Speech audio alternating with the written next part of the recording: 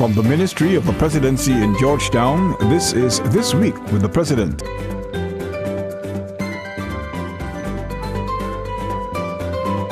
Welcome to another edition of This Week with the President, a weekly news magazine which provides you with an in-depth look at the policies, programs and work of Guyana's President. I'm your host, Vinita Meshwar. In the highlights this week, more communities benefit from 5B's program. New Peruvian ambassador accredited and President honors one of Guyana's oldest centenarians. Stay with us. Children from low-income families are 2.4 times more likely to drop out from school than those from middle-income families, and about 10 times more likely than their high-income peers. Guyana has a school dropout rate of about 4,000 per year, and these are primarily children from poor families in rural communities. This, President Granger said, is the kind of pervasive societal inequality that needs to be eliminated as the country looks towards the next 50 years. It is against this background that the government's 5B's initiative was born. The most recent beneficiaries of the program are children who reside along the Linden-Suez Dyke Highway and in Baracara, East Berbice. It is a very, very good thing. I live straight across the road here, and I'm glad because it's for the children them come to school through Ideal Road, you know. The children them could get to reach in school on time, because sometimes the parents has got to take care for bring them to school and the care don't be on time. So, you know, it's a great help. Oh, my name is Abina Noble. Well, I feel happy because after a long time, I'm very happy. I have a new boss that we get to train them to the school class morning time. The children is work to go to school. I'm very happy. Very, very happy right now. My heart is very, very happy.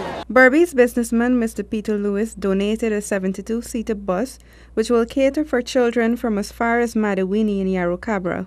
This vehicle was commissioned on April 15 by President Granger. I know that many children don't go to school because they have no transport or they have nothing to eat.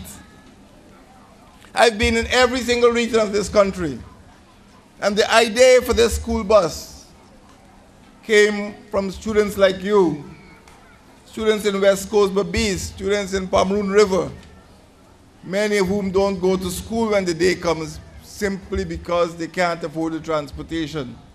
I always tell a story of a little girl who got a scholarship to go to Berbice High School. She lives in Trafalgar Village on West Coast Berbice.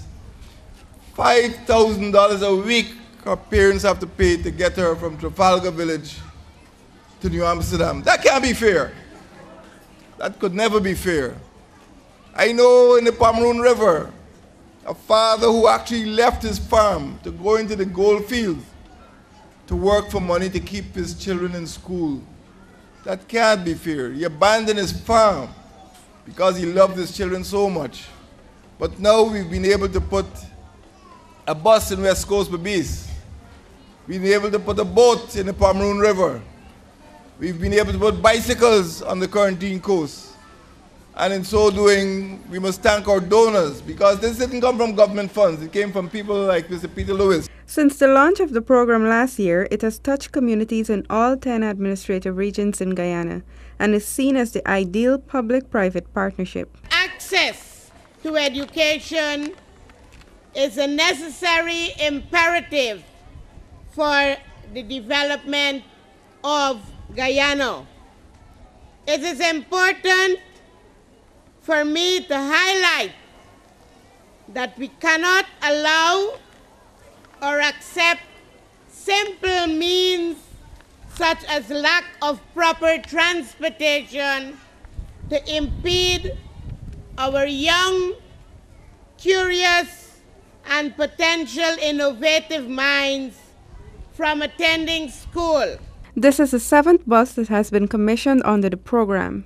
Meanwhile, in Berbice, the President made good on a promise he made to the residents of Baracara Village in December of last year by providing a speedboat which was donated to the 5B's program by Rubis Guyana. We believe that education is the single factor that can catapult a person from one economic stratum to the next.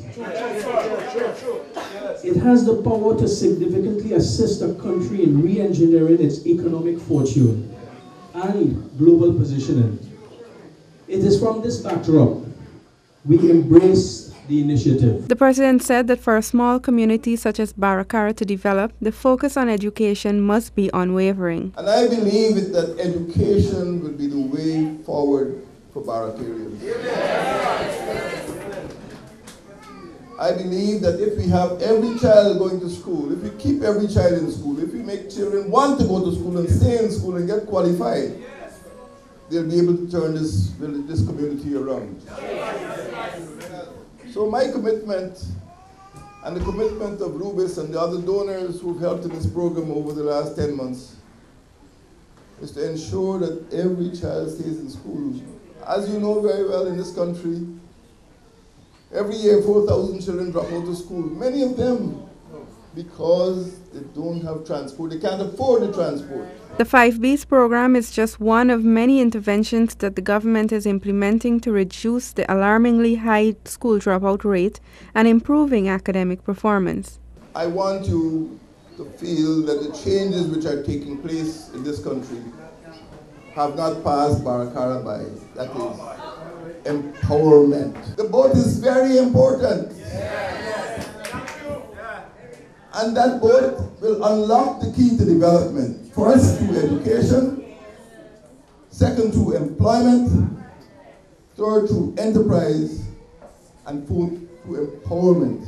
While in Region 6, President Granger attended a special sunrise service at the 180-year-old Albion Chapel Congregational Church at Firish Village. The church service ushered in a week of activities that culminated in the community's inaugural Village Day. This service and this week's celebration help us to remember the past, but more important, these events must help us to plan for a brighter and better future. The president spoke of the 4 pillars that drive community development: the church, the school, the home, and the farm, and urged residents to strengthen these pillars so as to revive the fortunes of Firish, a village that was once the agriculture powerhouse of the Quarantine Coast. You all know the story that even when Blackbush Boulder was being opened for the first time, they got their seedlings, they got their planting material from Firish. But now we've seen that other communities which have benefited from the beneficence and the generosity of Firish seem to be overtaking Firish in prosperity. But we must look to that, look to ourselves, our children, and our diaspora, not to turn the tide, but to ensure that all of the communities rise like a river.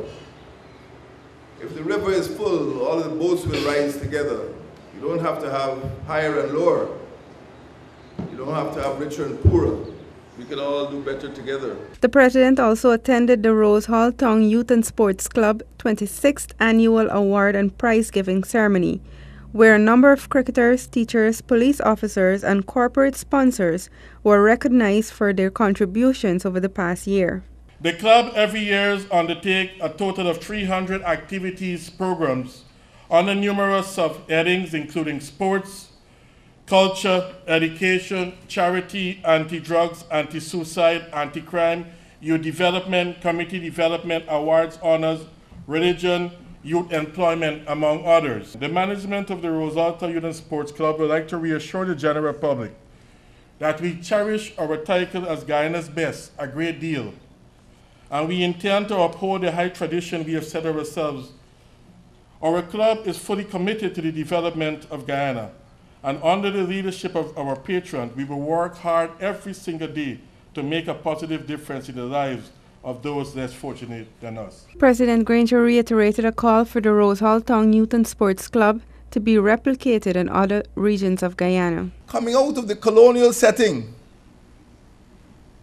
in which sport was regarded as the exclusive preserve of some people, what we see is a sort of democratization.